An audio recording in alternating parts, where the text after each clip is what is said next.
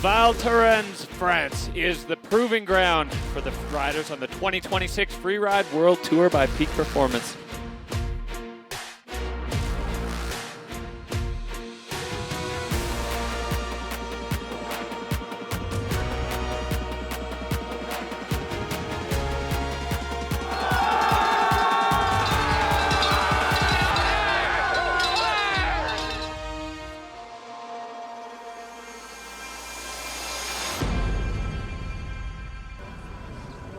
Aspen's Kelly Hitzig, he had a banger run going in Spain. He knows how to play with that dial. I think he's going to show just his basic, incredible skiing or a front flip.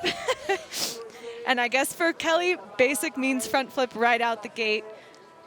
Big 360 on the next feature, so we're only 2 features into the top section, and Kelly under an imposing set of rocks and flying over all of it, bouncing. No, unfortunately, unable to hold on to that and through the next section of rocks. Well, Wei Chen popping off that nose, picking up this feature with a big 360. No, he just caught his tip and the ski gone. Oh. Wei Chen tomahawking down, hand over end. He's okay, head tap there. As we move on from one exciting, stylish young rider to another, Toby Rafford blew our minds in Spain. Toby Rafford popping in there and on the same line as Finn, landing, launching, and landing again. Toby Rafford making short work of that top section. Picking a new line off that top face. Where is this gentleman going? Well, there's no easy way out of there. Max going absolutely huge and connecting perfectly with the landing Hadley. And we have a heavy hitter, a big contender in the start gate, none other than Ross Tester. Just raw send as Ross into this double with a turn, popping off the nose, gapping the double with a 360, holding on. Just kicked a little bit of a foot out, but he was able to get out of it clean. Nice and clean, making use of that massive transfer, bigger than we've seen of the day. We grab onto our seats and hold on. Ross floating a backflip and perfect landing. That's where you land on that cliff. Exactly, perfect 360 out of Ross Tester and into the terrain that he knows so well. Steep, rocky, technical, lofting where no one had gone before, clearing smooth across the rocks. Loving the run of Ross Tester, and he loves it. Look at the smile on his face and a huge hug. All smiles in the finish. The score dropping now. Joey Leonardo there as Ross's score coming in 84.33. Joey Leonardo in 3, 2. But we are ready for Joey Leonardo as he pushes out of the start gate. See how he enters into the top of the steep face. So popping in and now picking up speed, getting way up high over this little exposed rock band. Joey popping in, popping out, making it into a double with a left footer and turning it into a triple with a 360 clean. Joey Leonardo with a great top section. Perfectly clean, coming in, nice floaty backflip, bit of a backstop, maybe not enough speed on there, but still holding it through. Perfect execution. I think that was really smart. Let's see what he shows us. Nice lofty 3, holding on, putting it 4 points. Really big speed and air there. Yeah, Joey going huge there, and it looks between him and Jack, the 360 may be the better option as Joey Leonardo now through this technical lower section, popping up that upper nose, staying in the fall line and pinned out the bottom.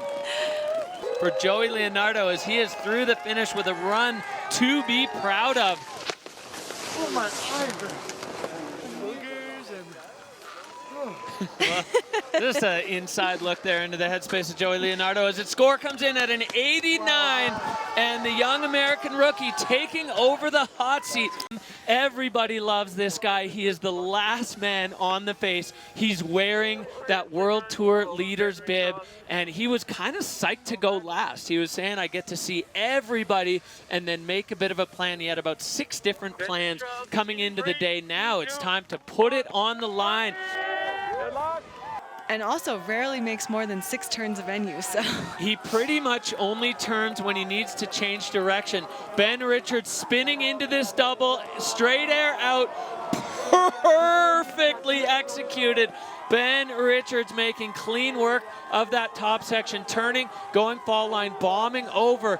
Yeah, it worked well for Joey Leonardo, minus the little punch in the face, absorbing the lip, and yes, perfect for Ben Richards. So no pop at all. He actually pulled his feet up there. Even got a bit of a hand drag in there, so the Aaron style points will be just docked up and up, but then again showing I'm still a technical skier and I can make it through these cheese graters of a rock section. Yeah, moving through the rocks, through the double, and Ben Richards with a statement run there right at the end that it can be done. No mistakes from my memory, really clean, smooth, classic Ben Richards style.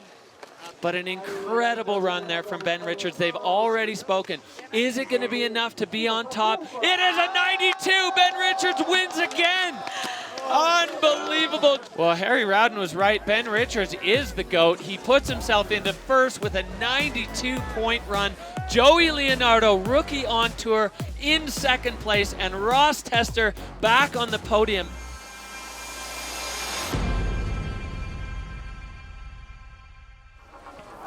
And here he is on the face. What's interesting about Remy taking that first hit, he only had 1 week before he got that wild card and had to be on tour. So he is fresh and, oh, a little bit of a washout there. So he's in the mix right now, but Cesar Beren is going to be looking to put on a show for his home crowd. Airing right in this really steep section. This is where we saw the Forerunner go this morning.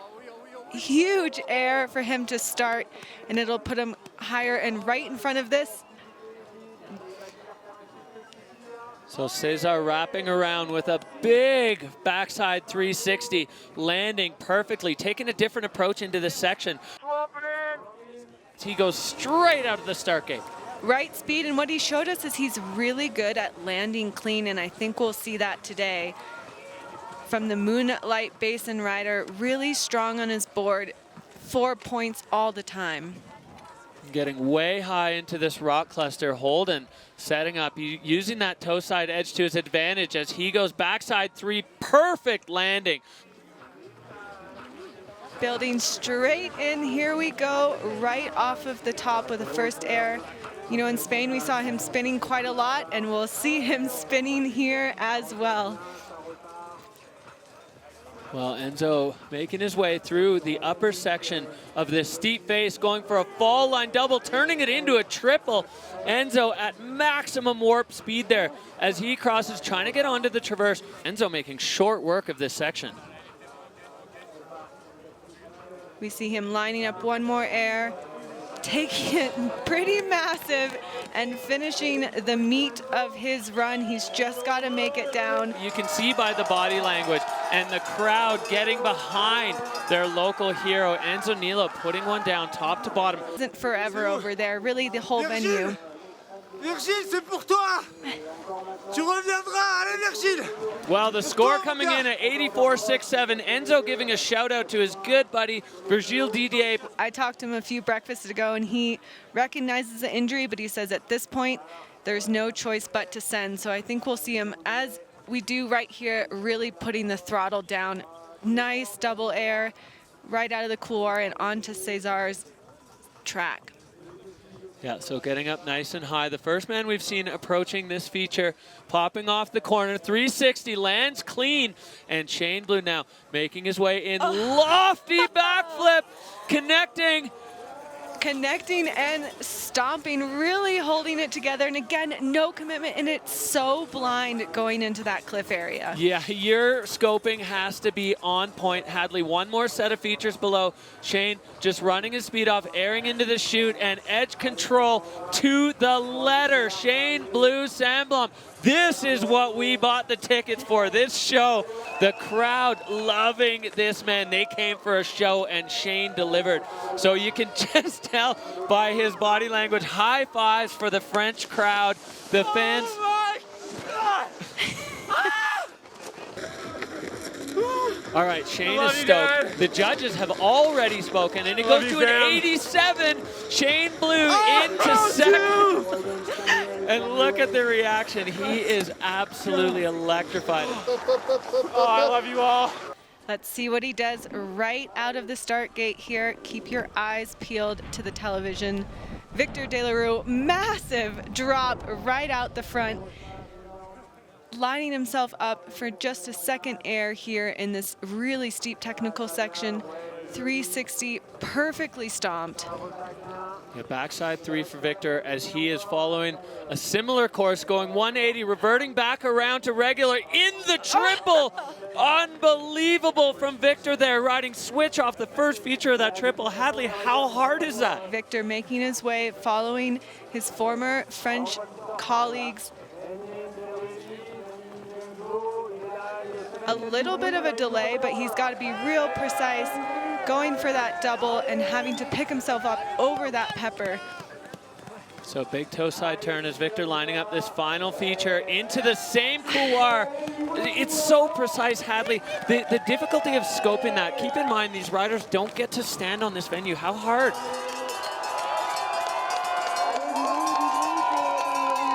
Victor making a beautiful, beautiful work of that terrain as he enters into the finish line.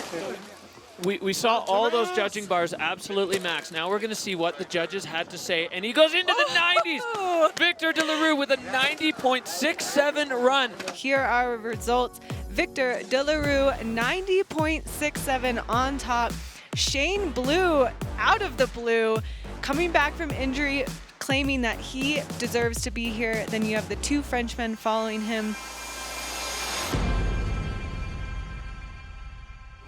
Into this run, Natalie, keeping the board control as she makes her way down, popping off the corner, getting forwards, a little speed check, and then flying off that one, but unable to hold it. Mia coming in with purpose and speed. Again, no hesitation into that lower section, showing that she's got great control and knows where she's going. Yeah, and that little pause, I think, was actually strategic to give herself an opportunity for some vision as she does it again. And off the cliff in the powder cloud, Ana Martinez just stacking features here as she has made the shortest possible work of this upper section. Yeah, Hadley, you can see that she's actually making the turn shape work with the terrain. How much of that comes down to her scoping? It comes down to her scoping, and then it comes down to her experience of how to use the board, how she's moving down the hill. And the next rider in the gate, Noemi Aki. She is the current reigning Freeride World Tour champion. She feels comfortable being here, and you can see that already in this top section of the face. Making her way over to her first air with full commitment, and looks like lining up a pretty big section of it. Noemi taking off, landing beautifully, getting control back, that trademark edge-to-edge board control that Noemi Aki has as she navigates the upper section. And another big piece below her. Picture perfect so far for Noemi Aki as she comes into this blind rollover. This is where things start to get serious again as a massive chunk of terrain lurking below Noemi. She pops in there with no hesitation into a double and flashing that section. Well, really, really stellar run so far from Noemi Aki as she gets into this technical section, pointing the board into the fall line. You know, Ana Martinez gave her quite the goal, and yeah, Marion Haerty won last year, but I think Noemi is here to say, I can win here too. So catching up with Ana Martinez, who's sitting in the hot seat. The score up, up, up. 84 points. Noemi Aki into the hot seat. Listen to the crowd. You see Noemi Aki with 84, Ana Martinez right behind her, and Mia Jones again in that 3rd place spot.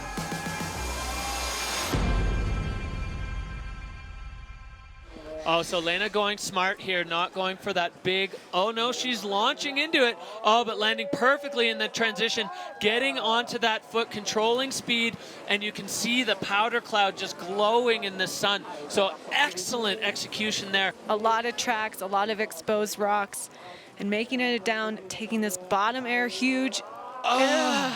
Not holding on and losing for sure at least one ski. Yeah, she's up and moving around. Such good technique with those strong, committed turns. making her way down fast and fluid. Yeah, and on a brand new line, we haven't seen any of the women take that approach as she pops around the corner. And this big piece, Susanna lining up the longest part of it, flying over the rocks, backslap, but bounces up. Of Justine is the speed that she takes things on, and I think, and a huge, oh no, there wasn't enough lip there for Justine.